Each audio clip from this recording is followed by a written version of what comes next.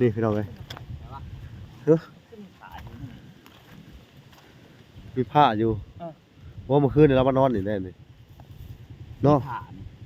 มีผ่าแล้วยังบ่พอทุกคนนี่ทุกหนังนี่ทุกหนังเขาใส่โอ้ น้องมาเปิดกลับมาแล้ว น่าจะกลับมาเลยมั้งไปเบิ่งน้ำกันมานี่บ่อนอยู่อาศัยเพิ่นเนาะพี่น้องเนาะป้าเดี๋ยวเราจะไปตามหามึงถ้าเกิดว่าเพิ่นบ่มาเขาไปหาเนาะบัดสัญญาเนาะแม่นจะได้ครับพ่อแล้วเนาะแล้วเรายังอยู่เนาะข่อยพ่อเมื่อวานนี่จะถามเราว่าจะได้ข่อยถามว่าพวกนั้นบ่ได้มาบอกเข้ามาแล้วล่ะว่ะเข้ามาแล้วจะไปเฮ็ดหยังข่อยไปหากินแล้วว่ะจะเราไปหากินเนาะ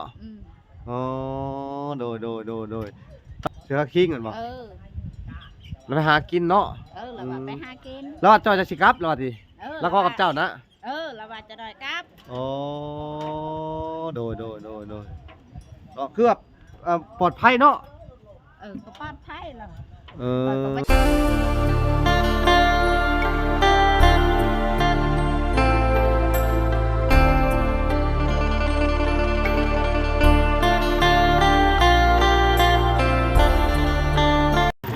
กราบสบายดีพ่อแม่พี่น้องเบิดสุขคนเนาะก็ยินดีเข้าสู่ช่อง YouTube เบาหลาสายบุญคุณธรรมคือเขาเนาะทักทายสบายดี FC ทางฝั่งไทยและ FC ทางฝั่งลาวและ FC ทั้งต่างประเทศนำเด้อสบายดีพ่อแม่เนาะที่รับชมเบาหลาอยู่มื้อนี้เบาหลาก็ได้ยินข่าวว่าน้องเบยเพิ่นบ่มาเฮือนเนาะหลังจากที่ไปเยี่ยงเขียดเนาะเบาหลาก็เป็นห่วงก็เลยสิได้ไปสอบถามรายละเอียดเบิ่งว่ามันเป็นจังไดเนาะพี่น้องหลังจากที่บอกลาได้กลับมาบ้านมาเฮือนแล้วก็ต้องตีกลับเข้าไปใหม่เนาะพี่น้องเนาะโอเคเนาะเป็นจังไดก็สิให้ทุกคนไปเบิ่งนำกันเรื่องราวของน้องเอาเอ้ยว่าสิเป็นจังไดเนาะพี่น้องไปติดตามเลยครับชมกันได้เลยทุกคนเนาะหลังจากที่ว่าลาเดินทางมาก็ประมาณ1ชั่วโมงเนาะกว่าจะมาฮอดบ้านน้องเอาเอ้ยเนาะแต่ตอนนี้ก็ค่อนๆแล้วเนาะพี่น้องเนาะลาก็จะแวะซื้อกับข้าวไปต้อนน้องเพิ่นเนาะพี่น้องเอ้ยเพราะว่าเพิ่นสิซื้อหยังมาให้เพิ่นดีเนาะอันนี้น่าจะเป็นปลาอย่างกระบูปิ้งปลา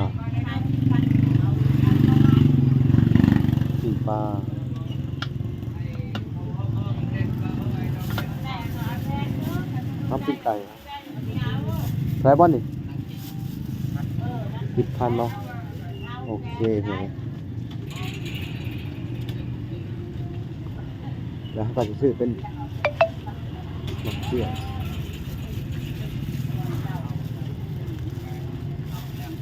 เอามาเกี่ยงน้ำเนาะพี่น้อง2อย่างพี่น้องเอาตอนนึงเพราะว่าทั้งเข่าเนี่ยเขาหนึ่งมาแล้วก็นี่ทั้งเข่าเขา1มาแล้วโอเคเดี๋ยวเขาจะได้เดินทางเข้าไปหาบ้านน้องเลยเอ้าสบายดีป่ะสัญญาโดยสบายดีเด้อเพราะว่าเข่านี่เขาถือเอาเลยเนาะเขาถือมาแต่บ้านแล้วแม่นเอาอะไรกันโอเคเขาจะได้เดินทางอีกประมาณ10 กว่ากิโลเนาะแม่นโอเคเนาะ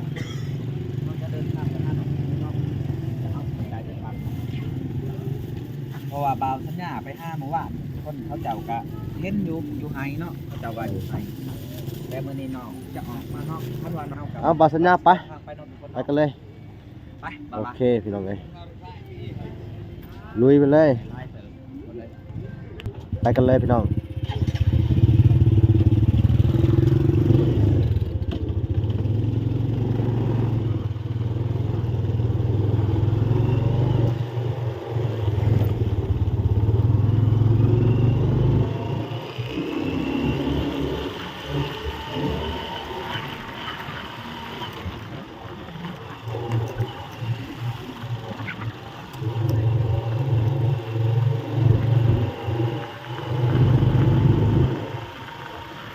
ระยะทางกับไกลพอสมควรเลย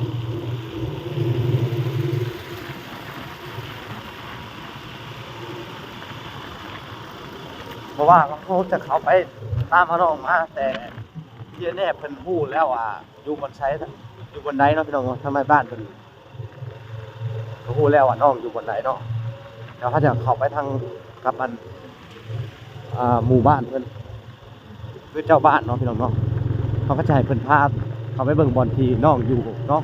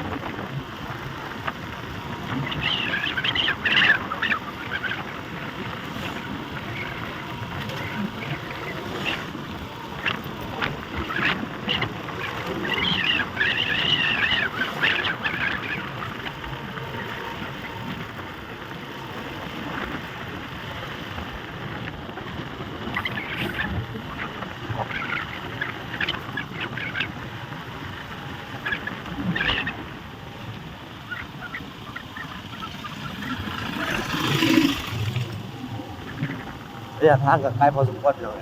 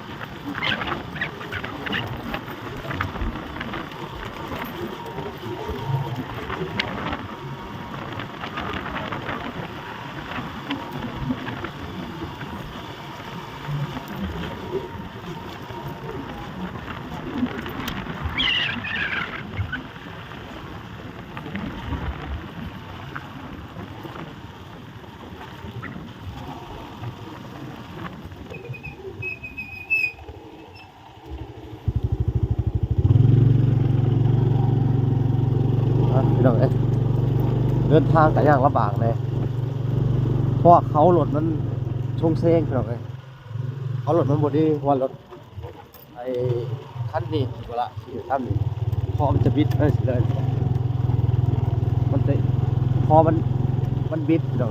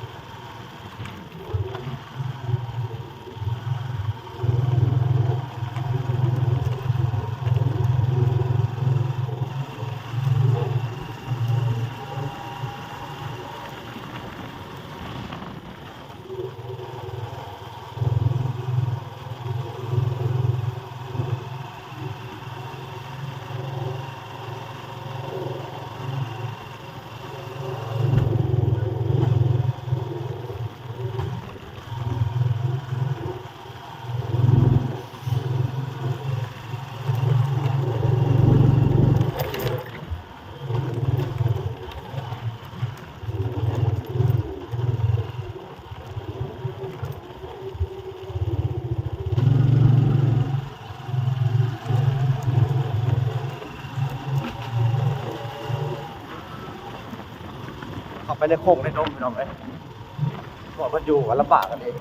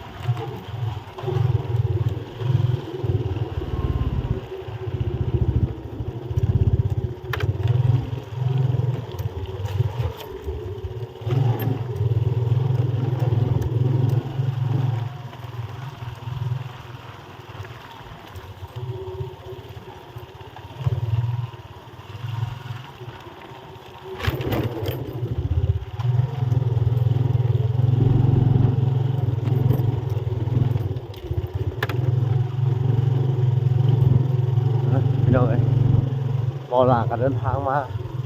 ฮอดบ่อนพี่น้องอยู่เลยเนาะพี่น้องนี่เห็นบ่พี่น้องเนี่ยคือต้นไม้เพื่อนบ่อนพี่น้องอยู่โอเคเดี๋ยวเราจะให้ทุกคนไปพังเรื่องราวของน้องมื้อนี้เนาะเพราะเพิ่นอยู่ใช้กันแท้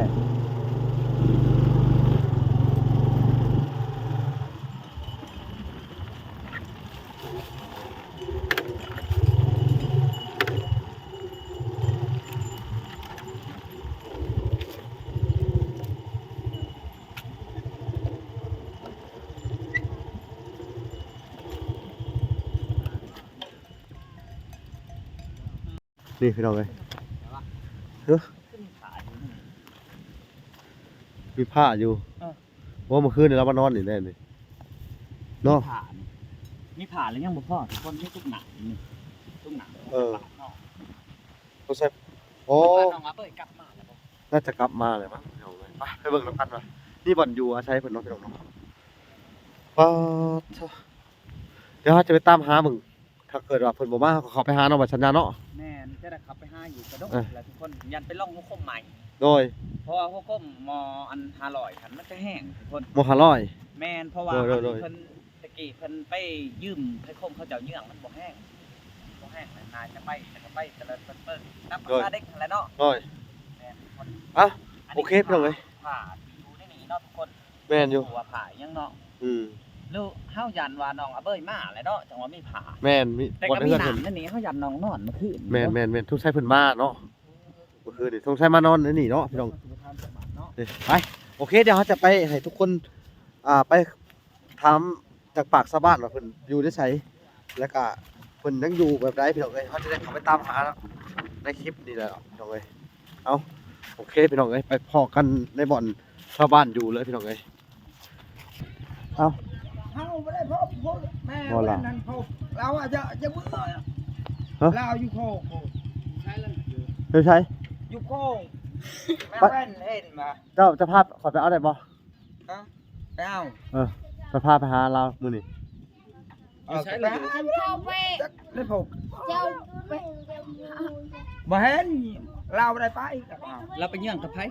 ไปผู้ดีได้ ไปคนเดียวเขาว่าเข้าในบ้าน มาพบ ว่า พ่อแล้วเนาะแล้วเรายังอยู่เนาะ ข่อยพ่อเมื่อวานนี่ จะถามเราว่าจะได้ ข่อยถามว่าพวกนั้นบ่ได้มาบอกเข้ามาแล้วล่ะว่ะ เออ เข้ามาแล้วจะไปเฮ็ดหยัง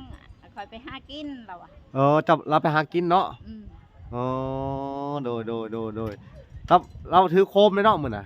เราถือโคม แล้วซื้อส่งข้าคิงกับเสือข้าคิงกันบ่ เราไปหากินเนาะ เราว่าไปหากิน แล้วเจ้าจะสิกลับแล้วว่าติแล้วก็กับเจ้านะ เราว่าจะได้กลับ อ๋อโดยก็คือแบบปลอดภัยเนาะ ก็ปลอดภัยแล้ว เอ ข่อยก็ อ บ่จักคือกันหักเราว่าแนวนั้นเราว่าจังหน่อยมื้อเรา อื ว่า ม ไปถาม โดย ว่าจะไปทางข่อยไปหากินเราว่า อืมโดยคนค่อยอยู่ดงอยู่ป่าเนาะ มันก็แบบว่าอันแบบว่าเฮามักแบบว่ามาบ่ให้เพิ่นออกข้างนอกเป็นไปบ่ได้เนาะ อืม แม่นนี่เพราะว่าคนเคยอยู่ดงอยู่ป่าแม่นบ่ไปเฒ่าเนาะเอ้ยเนาะ หาจากไปหากินเรา แม่น อยู่ดงอยู่ป่า แม่นถ้าสิให้เพิ่นอยู่ก็บ่น่ะก็เป็นไปบ่ได้ เมื่อวานนี่เราไปสระป่าได้ปลา2โตว ลาหาก็ได้ เออ เราไปหาอยู่หากินเนาะ เรา แม่ ไป น หา ดี สระปลาเอาอยู่บ้านเดียวบ่ได้ค่ะว่าไปได้บ่เมื่อจังหน่อยก่อนเราว่า เออ ตอนแรกจักเราไปไสข่อยก็บ่ได้ถามว่าจังไปไส ถ้าเห็นนั่นผ้ามีดเพิ่นได้มันไม่ไว้ในเฮือนหั่นในบ่อนเพิ่นอยู่ฮะ เออ ต้องใช้เพิ่นมาแล้วเพิ่นออกไปใหม่อีกเนาะว่าถึงเลิกเลย โดน พอดีได้โคมใหม่นะชอซื้อโคมใหม่อะไปกันแต่กลางคืนเลย ตอนเช้ามาบ่เห็นเนาะเพิ่นสิ ถึกใจผู้จะไปหากิน ถึกใจเนาะเราบ่เคยมีโคมเนาะ เออ โอ้สงสัยได้โคมใหม่แหละเนาะ โดย ได้โคมใหม่พี่น้องเอ้ยถึกใจแต่ว่ามื้อนี้ก็สิลองให้หลายๆคนไปนํเบิ่งอยู่เนาะพาไปนํไปเด้อคิดเด้อให้เจ้าพาไปนํว่าจุดที่เราเคยอยู่นะเพราะว่าทั้งอันบ่ลาก็มีอันรางวัลมาให้เพิ่น โดย สิเอาโทรศัพท์ให้สิพาเพิ่นไปซื้อโทรศัพท์หน่วยใหม่เพิ่นอยากได้โทรศัพท์อยู่เด้อ พ่อเบอร์ให้ก็มีโทรศัพท์น่ะไป สิซื้อให้เพิ่นมื้อนี้ฮะเด้อถ้าผู้ใหญ่ใจดีทางอีเมลจาก USA ให้ไปตามหาแล้วก็ให้ซื้อโทรศัพท์ให้เพิ่นน่ะเออ เนาะ นะ เราเคยอยู่ในป่านะแม่เนาะพอได้คมใหม่คมยังไปเลยเนาะ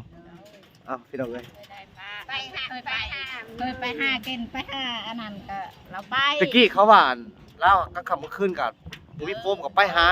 โดย งมเอาขี้ซี่เป็นบ่ โดย บางคนเขาว่าอยู่ป่าพวกกลางคืนกับไปขึ้นขี้ซี่อีหลีเนาะ โดย โอ้โดยพี่น้องเอ้ยจังได้ครับมื้อนี้ครับเวลาก็สิลองไปกับอันพี่น้องเบิ่งเนาะกับพี่น้องทุกคนอันอาเบยนั่นแหละพี่น้องแล้วก็ทักจะให้พาไปเบิ่งว่าเพิ่นอยู่จุดใดกันแท้เนาะ โดย ก็เป็นห่วงหลายคนก็เป็นห่วงเนาะ โดย ว่าน้องเป็นตายไรดีจังไดก็ยังบ่ฮู้เนาะนะประมาณนี้นะแต่ถ้าอยากให้ทั้งบ่ล่ากับบ่สัญญานี่เขามาเบิ่งมาตามหาเพิ่นอีกที่เขาบ่ได้ปะบ่ได้ทิ่มดอกพี่น้องก็ลุยมาแต่ดึกๆผู้พี่น้องกินฮอดพี่ก็7-8 โมงพี่น้องมื้อนี้ก็ซื้อข้าวมาแล้วก็ของกินมาให้เพิ่นนั่นแหละอย่าเพิ่นหิวสิเข้าไปอยู่ในป่าเนาะ โดย โดยโอ้ใกล้เติบบ่วันเจ้าพบเมื่อวานนี่นะ ถ้าใกล้เติบแล้วโอ้ หยุด โคกหรือดง แถวโคกแถวดงนั่นแหละ อ๋อเจ้าบ่เราเคยไปอยู่ในถ้ำในภูอะเนาะ ไม่ใช่กันกับเขาแล้วไม่ได้ โอ้ยบ่เป็นหยังดอกเนาะก็บ่มีคนเฮ็ดซะดอกเนาะ บ่มีหรอก มันสิบ่ได้อันนั้นเนาะบางคนก็เข้าใจผิดไปต่างๆนานาว่าย่านเขาฆ่าเขาตีลาวเขาบ่เฮ็ดดอกเนาะ เอ้าถามเด้ บ่คาดอก ทุกเจ้าเคยเจอลาวแบบว่าอันแต่เทื่อก็ให้ข้าวให้น้ำบ่ถามจริง ก็ใหายอยู่ ๆเวลาอันนั้นกับเราบ่มีเนี่ยให้ข้าวกินหันก็เอาให้กิน โอ้โดยจังได๋ก็ย่าเนาะเออเอ้าพี่น้องเอ้ยหลังจากนี้ก็บ่ล่าก็สิได้คลิปต่อไปเนาะก็สิได้ไปตามหาอันทางน้องเอาเว้ยเพิ่นเนาะ ไปกับสิไปกับอันอากิษเด้ออากิษที่เพราะว่าเพิ่นคนพื้นที่พี่น้องเอ้ยเพิ่นก็สิเคยชินว่าก็สิฮู้เนาะน้องไปจุดใดเนาะแต่ว่าบ่เข้าใจพี่น้องเอ้ยจักเพิ่นเป็นอีสังพี่น้องเอ้ยงงคือกันเอ้าจังว่าพี่น้องเอ้ยพ่อเพิ่นจังสิถามเพิ่นใหม่พี่น้องเอ้ยโอเคฝากไปติดตามคลิปหน้าเนาะพี่น้องเนาะเฮาก็จะได้ฮู้ว่าน้องเพิ่นเป็นจังไดเนาะคลิปนี้ก็หากันเดินทางมาฮอดพี่น้องเอ้ยก็เลยจะวางแผนกันว่าจะเข้าไปหาเพิ่นจังไดพี่น้องเอ้ยโอเคพอกันใหม่คลิปหน้าบ๊ายบาย